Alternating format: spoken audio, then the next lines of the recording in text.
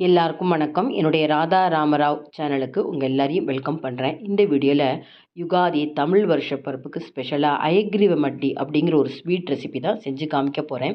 இது வந்து கர்நாடகாவில் ரொம்ப ரொம்ப ஃபேமஸுங்க. தமிழ்நாட்டில் நிறைய பேருக்கு இந்த ஸ்வீட்டை பற்றி தெரியாது.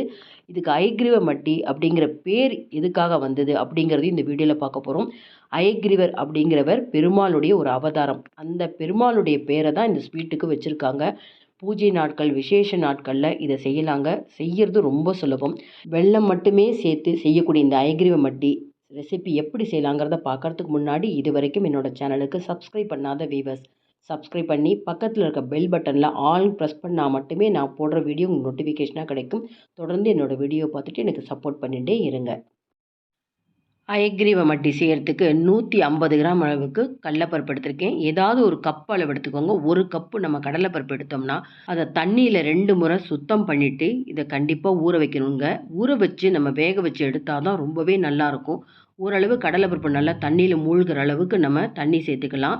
இதை வறுத்து செய்கிறத விட ஊற வச்சு தான் செய்யணும். இப்போ 1 மணி நேரம் கழிச்சு இந்த ஊற வச்ச தண்ணியை திரும்பவும் நம்ம வடிச்சிட்டு ஃப்ரெஷ்ஷாக தண்ணி எடுத்துட்டு ப்ரெஷர் ஃபேனில் வேக வைக்க போகிறேன் டைரெக்டாகவே.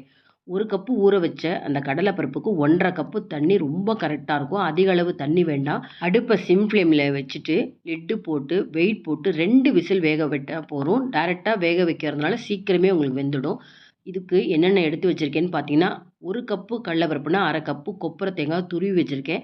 நீங்கள் நார்மலாக தேங்காய் இருக்குது அப்படின்னா அதை கூட பல்லாக கீறி துருவிக்கலாம். 1/4 கப்பு நெய், 1½ டீஸ்பூன் கசகசா. கசகசா ரொம்ப முக்கியங்க இந்த ஸ்வீட்டுக்கு. 1/2 டீஸ்பூன் ஏலக்காய் தூள், ஜாதிக்காய், கொஞ்சம் முந்திரி, திராட்சை, பாதாம் எடுத்திருக்கேன். வெள்ளை அளவு பார்த்தீங்கன்னா 1 கப்பு கடலைப்பருப்புக்கு பாகு வெல்லமாக இருந்தால் 1½ கப்பு, கலர் கம்மியாக இருக்கிற வெல்லமாக இருந்தால் 1¼ கப்பு எடுத்துக்கொடுங்க. முதல்ல நம்ம வானலியை சூடுபடுத்திட்டு இந்த 1½ டீஸ்பூன் கசகசாவை சிம் ஃப்ளேமில் தான் வச்சுக்கணும். ஹை ஃப்ளேமில் வச்சா ரொம்ப ப்ரௌன் கலர் ஆகிடும். ஓரளவு நிறம் மாறினோன்னே இந்த வறுத்த கசகசாவை வேற ஒரு பிளேட்டில் நம்ம மாற்றி வச்சுக்கலாம்.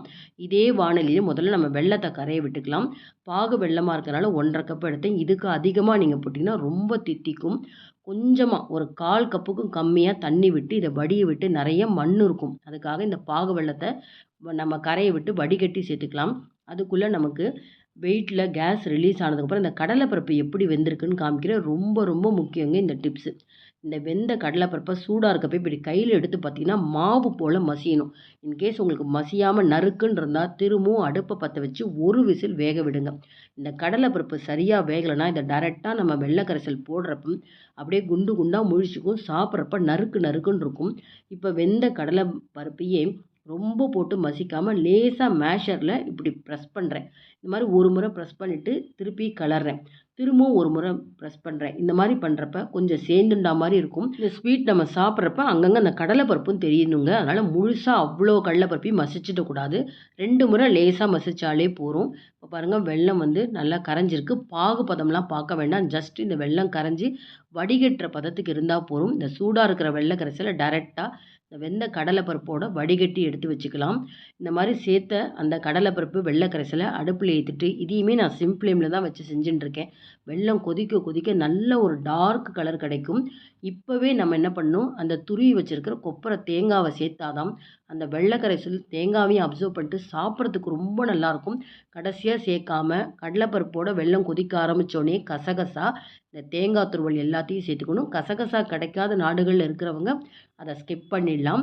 இந்த ரெசிபிக்கு இந்த சுவாமியோடைய பேர் எப்படி வந்ததுன்னு பார்த்தீங்கன்னா, மத்வ சித்தாந்தங்களை வளர்த்த சன்னியாசி வாதிராஜர்.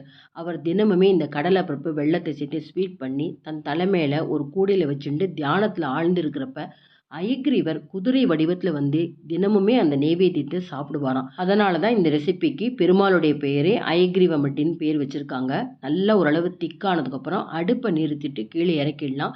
இது சூடானதுக்கப்புறம் இன்னுமே திக்காகும். இப்போ அடுப்பை நிறுத்தினதுக்கப்புறம் எடுத்து வச்ச 1/2 டீஸ்பூன் ஏலக்காய் பொடி, இது கூட கொஞ்சமாக நம்ம இந்த ஜாதிக்காவை துருவிக்கணும். 2 பிஞ்சு தாங்க இருக்கணும், அதிக அளவு சேர்க்கக்கூடாது. அதையும் நம்ம துருவி சேர்த்துடலாம். அதுக்கப்புறம் வாணலியில் இப்போ நான் நெய் வச்சுருக்கேன். 1/4 கப்புக்கு இதுக்கு நெய் இருந்தால் தாராளம். நம்ம நிறைய நட்ஸ் எல்லாம் போட்டால் தாங்க ரொம்ப நல்லாயிருக்கும். தாராளமாக எடுத்துக்கோங்க. நெய்வேத்தியத்துக்கு ரொம்ப அருமையான ரெசிபி. போலி செய்ய முடியல அப்படிங்கிறவங்க கண்டிப்பாக இந்த ஸ்வீட் செஞ்சுடுங்க. ரொம்ப சுலபம் உங்களுக்கு. இந்த முந்திரி பாதாமை போட்டு ஓரளவுக்கு நிறம் மாற ஆரம்பித்ததுக்கப்புறம் திராட்சையை போடலாம். இதுவும் நல்லா பொன்னிறமாக பொரிஞ்சதுக்கப்புறம் இந்த அயகிரிவ மட்டி ஸ்வீட்டில் சேர்த்து விடலாம். எங்களுடைய சமையல் முறையில் பார்த்தீங்கன்னா பண்டிகை நாட்கள் பூஜை நாட்களில் எந்தெந்த நாட்கள்லாம் போலி பண்ணணும் அப்படின்னு சொல்லியிருக்காங்க. அந்த சமயங்களில் போலி பண்ண முடியல அப்படின்னா கண்டிப்பாக நாங்கள் இந்த அயகிரிவ மட்டிங்கிற ஸ்வீட் பண்ணிவிடுவோம். ரொம்ப நல்லா இருக்குங்க. பாருங்கள் நல்லா கிளறி வச்சுட்டேன். இப்போ சூடு ஆறுனதுக்கப்புறம் காமிக்கிறேன். பாருங்கள் நல்லா மேலே நெய் வந்து அப்படியே பளபளன்னு தெரியுது. இந்த அளவுக்கு திக்காக இருக்கணுங்க. இன்கேஸ் உங்களுக்கு சூடு ஆறுனதுக்கப்புறம் உங்களுக்கு இந்த அளவுக்கு திக்கா இல்ல அப்படின்னு சொன்னா, கண்டிப்பா ஒரு 1 நிமிஷமாவது அடுப்புல வச்சு கிளறிடுங்க. இது கேசரி மாரி இருக்கணுங்க. ரொம்ப உங்களுக்கு பாயசம் மாரி நீர்க்க இருக்கக்கூடாது. கரண்டியால இத எடுத்து பரிமாறுறப்ப உங்களுக்கு அப்படியே கரண்டியில ஒட்டாத அளவுக்கு நெய்யோட வரணும். ரொம்ப நல்லாருக்கும். இத சாப்பிடுறப்ப அந்த வெந்த கடலை பருப்பு வாயில தட்டுப்படும். அந்த கொப்பர தேங்காய், நட்ஸு ரொம்ப ரொம்ப பிரமாதமா இருக்கும். இந்த வீடியோ பார்த்தோனே உங்க வீட்ல நடக்கிற பூஜை நாட்கள், விசேஷ நாட்கள்ல இந்த அயக்கிரிவ மட்டி செஞ்சு பாருங்க. இந்த வீடியோ உங்களுக்கு ரொம்பவே யூஸ்ஃபுல்லா இருந்துன்னு நினச்சிங்கன்னா, லைக்ஸ் கொடுங்க. கமெண்ட் பாக்ஸில் உங்கள் கமெண்ட்ஸ் போடுங்க. உங்கள் ஃப்ரெண்ட்ஸ் அண்ட் ரிலேட்டிவ்ஸ்க்கு வீடியோவை ஷேர் பண்ணுங்கள். இது வரைக்கும் என்னோட சேனலுக்கு சப்ஸ்கிரைப் பண்ணாத வீவர்ஸ் உடனே சப்ஸ்கிரைப் பண்ணிவிட்டு பக்கத்தில் இருக்க பெல் பட்டன் ப்ரெஸ் பண்ணிங்கன்னா ஆளுங்கிற ஆப்ஷன் வரும். அதை நீங்கள் ப்ரெஸ் பண்ணால் மட்டும்தான் நான் போடுற வீடியோ உங்களுக்கு நோட்டிஃபிகேஷனாக கிடைக்கும். நீங்களும் தொடர்ந்து என்னோட வீடியோ பார்த்துட்டு எனக்கு எப்போதுமே சப்போர்ட் பண்ணிகிட்டே இருங்க. இன்னொரு இன்ட்ரெஸ்டிங்கான ரெசிபீஸில் நம்ம பார்ப்போம். Thank you viewers.